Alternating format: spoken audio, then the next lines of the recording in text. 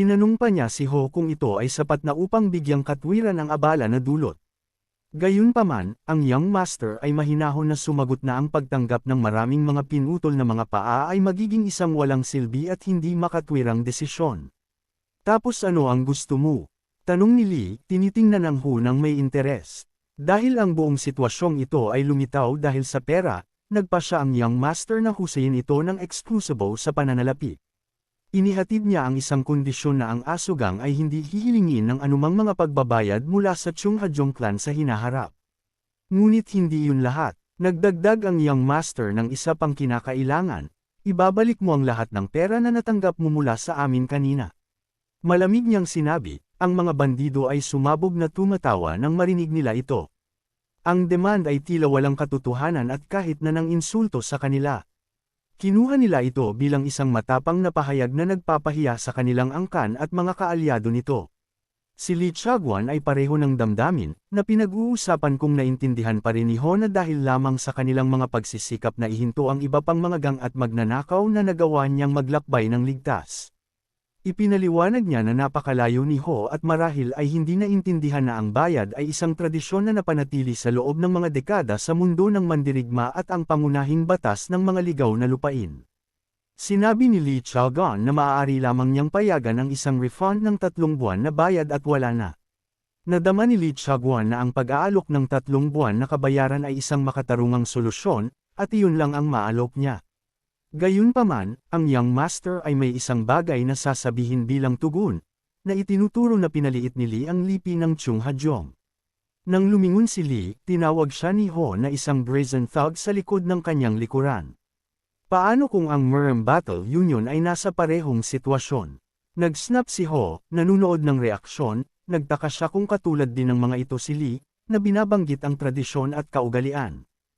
Hindi. Isaalang-alang ni Lee Chan si Cheng, upang maging isang miyembro ng Merem War Union. At naiinis na binanggit ito ni Ho. Nagagalit siya na dinala ng young master ang pag-uusap ng isang alyansa sa martial na hindi nila kabilang. Ngunit si Ho, na may isang pahiwatig ng panunuya, ay sumagot na si Lee ay nagpalaki ng opinyon sa kanyang sarili. Kinukuha ba ang buong unyon ng Merem upang makitungo sa ilang maliit na angkan ng bundok? Nagdagdag siya ng defiant sa mga salita. Ang mga salitang ito ng young master ay tumama kay Lee Chagwan tulad ng isang sandang na dumiretso sa kanyang pagmamataas. Inaasahan ng itim na buhok na kabataan na walang aksidente ang mangyayari. Mahigpit niyang hinawakan ang kanyang mga tauhan, na nananalangin na walang buhay na mawawala. Ngunit biglang may malakas na pagsabog sa malayo. Nakita ng itim na buhok na lalaki ang enerhiya na bumubulusok sa direksyon na iyon at alam na may mali. Ang kanyang huling pakiusap na walang nasaktan ay tila hindi naganap. Nagmadali siyang tumakbo sa direksyon na iyon, umaasa na pigilan ang young master. Samantala, ang mukha ng pinuno ng bandit ay puno ng pagkabigla at kawalan ng paniniwala. Ito ay ang resulta ng isang pag-atake mula kay Ho na tumama sa kanya ng walang tigil sa tiyan. Malinaw na tinamaan ng pag-atake ang solar plexus, pinilit ang pinuno na huminga ng lahat ng hangin mula sa kanyang baga. Ito ay isang tunay na pagkabigo para kay Ho, dahil naisip niya na ang pinuno ay magiging isang karapat-dapat na kalaban. Hindi makakaalam ni Lee Chagwan kung paano ang binata na ito, na walang kaugnayan kay Merem, ay may kakayahang ganoong bagay. Sa mga kaisipang ito, ang pinuno ay nahulog sa lupa, na gumagawa ng isang mapurol na tunog. Tumayo si Ho sa kanyang katawan, nakataas ang kanyang head at ang kanyang tingin ay naayos pababa. Ngayon ay oras na upang mangolekta ng pera na pag-aari ng lipi ng Changgajan, ngunit sa sandaling iyon, ang tinig ni Little Lee ay umalangaw na hindi inaasahang nakuha ang kanyang pansin. Pumasok si Lee sa dilapidated gate, na sumigaw ng malakas habang nakita niya ang maraming mga tao na nakakalat sa harap niya. Nagyelo siya, sinisiyasat ang bundok na ito ng mga natalo na nakahiga lamang sa lupa. Sa sandaling iyon, ang kanyang mga salita ay tunog kahit isang hanggal na ahas na kahit papaano nakatakas ang apoy ay may save sa ulan. Tiniyak ni Ho kay Lee sa pamamagitan ng pagsasabi na ang lahat ng mga taong ito ay walang malay ngunit buhay, marami silang mag-alala kapag nagising sila, at ang mga hindi gaanong naapektuhan ay makakatulong sa mga hindi gaanong maswerte.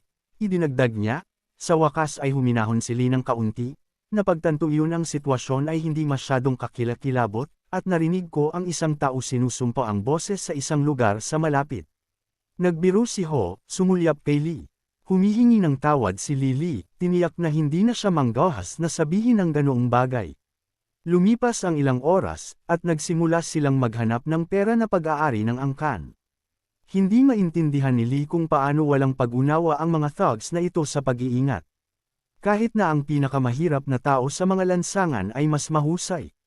Ginugol nila ang bawat sentimo sa pagkain at inumin, walang iniwan para sa maulan na araw, at wala ring kasangkapan, pinggan o damit na bibilhin nila ng pera. Bulalas ni Lee, na nakatingin sa paligid ng pagkabigo, na itala na niya ang pag-asa, na nagpapasya na ang karagdagang paghahanap ay isang pag-aaksaya lamang ng oras, at iminungkahing umalis sa lugar na ito. Ngunit Ho, naramdaman ang isang bagay na kakaiba, biglang nakatuon ang kanyang tingin sa isang punto. Tanong ni Lee sa sorpresa, ano ang nakakuha ng pansin? Ngunit ang young master ay patuloy na nanunood sa katahimikan, hindi kailanman tinitingnan ang kanyang misteryosong punto. Isang nakasisilaw na gintong glow ang lumitaw sa mga mata ni Ho, na parang may nakita siyang kamanghamanghang. Sinabi niya kay Lee na marahil ay may nakatago sa ilalim ng sahig. Pumunta si Ho sa sahig at nagsimulang talunin ang tile gamit ang kanyang kamao, sinira ito sa maliit na piraso. Lumipad ang mga tile, at kalaunan ay nakarating siya sa kanyang hinahanap. Sa ilalim ng tile ay isang maliit ngunit napakakagiliw-giliw na dibdib, selyadong at tila nakatago. Ito ay isang lugar ng pagtatago, at tila naramdaman ni Ho ang enerhiya nito bago ito hanapin. Natagpuan ni Lee na nakakatawa na nadama ni Ho ang enerhiya, ngunit hindi niya maiwasang mapahanga. Bilang karagdagan, nakita niya ang talisman na hamarang sa enerhiya sa loob ng kahon, na ang dahilan kung bakit nag-alinlangan siya sa mga salita sa una. Gayunpaman, kinumpirma lamang nito na mayroong isang bagay na mahalaga sa loob. Kinuha ni Ho ang kahon at nagulat na makita itong nakakagulat na magaan. Patuloy na nagtataka si Lee, dahil kahit na sa kanyang pagiging sensitibo, hindi siya makaramdam ng anumang tiyak sa pamamagitan ng talisman. Paano ito maramdaman ng kuya? Naisip niya. Samantala, maingat na sinimula ni Ho na buksan ang kahon, pag-aalaga na hindi masira ang mga nilalaman nito, at sa sandaling mabuksan ito, isang gintong glow na kumalat sa buong silid.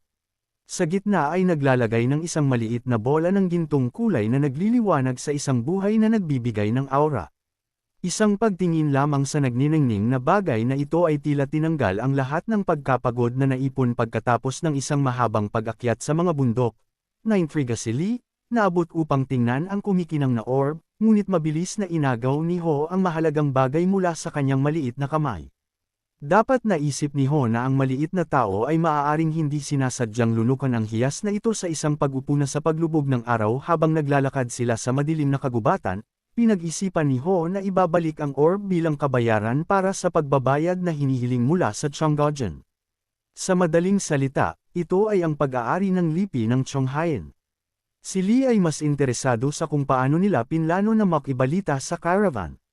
Nabanggit niya na kung mabilis silang pumunta, maaaring hindi nila ito gawin sa paglubog ng araw, at kahit na magpunta sila sa buong gabi, mahirap maabot ang mga ito sa umaga. Sinabi sa kanya ni Ho na ang isang solong pagpabilis ay sapat na upang makagawa ng distansya. Kung hindi ito para sa iyo, makakakuha ako ng mas maaga pa. Dagdag pa niya na nagpapahiwatig sa pagkaantala. Ngunit sa pamamagitan nito, malinaw na nilinaw ni Ho na si Lee na ang kanyang pagbabalik ay hindi ipinag-uutos.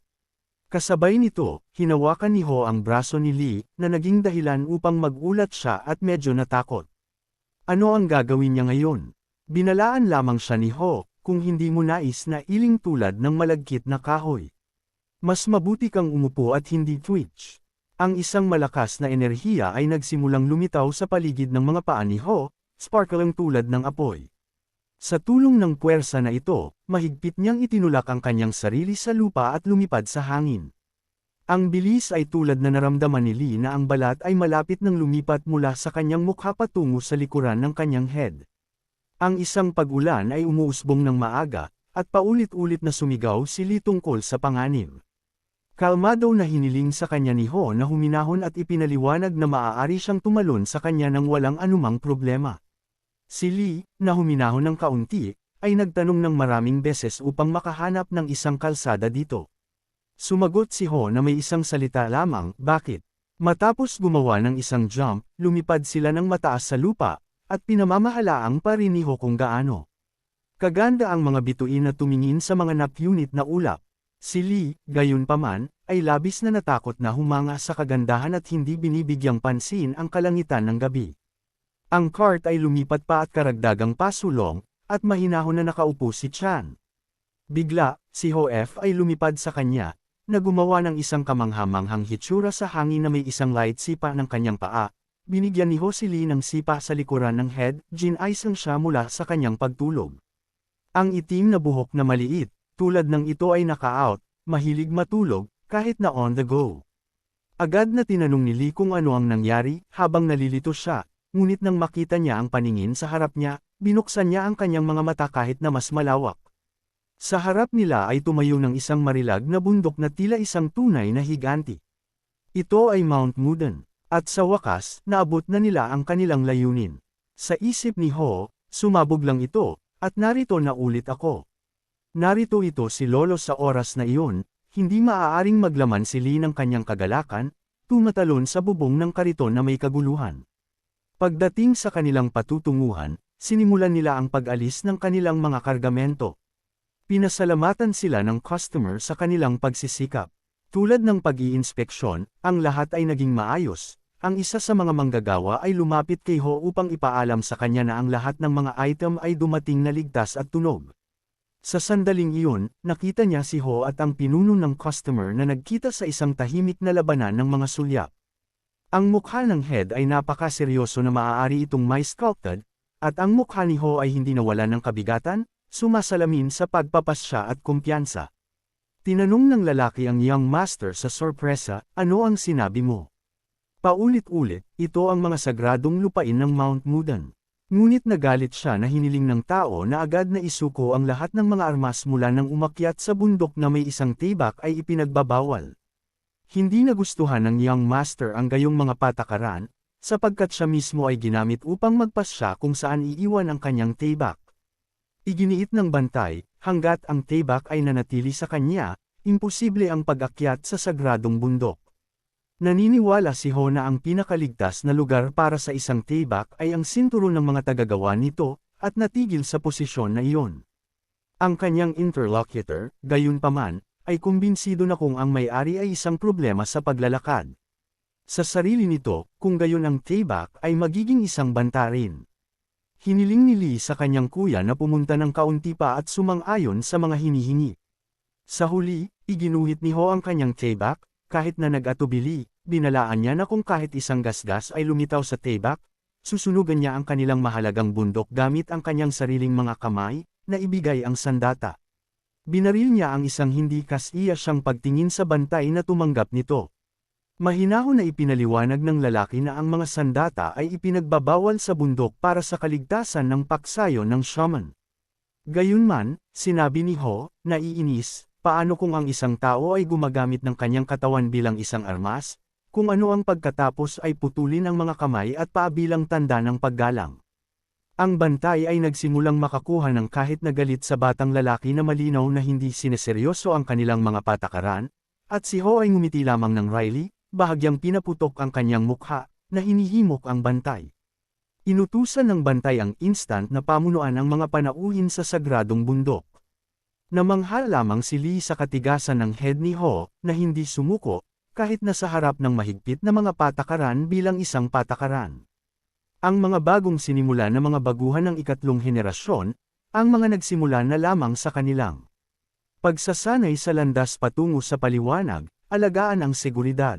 Ngunit ngayon, ang ikalawang henerasyon ng baguhan na si Myung ay namamahala. Mahigpit si Master Mang, hindi lamang sa kanyang mga mag-aaral, kundi pati na rin sa kanyang sarili, na naging mas malakas ang kanyang impluwensya. Ipinaliwanag ito ng batang gabay, upang maunawaan ng panauhin na ang Mang ay hindi isang masamang tao, mahigpit lamang sa kanyang diskarte. Ito ay naiintindihan para kay Ho dahil siya mismo ay disiplinado. Naniniwala si Ho na ang problema ay sa halip na tumanggi na maunawaan ang totoong mga dahilan para sa pagiging austerity.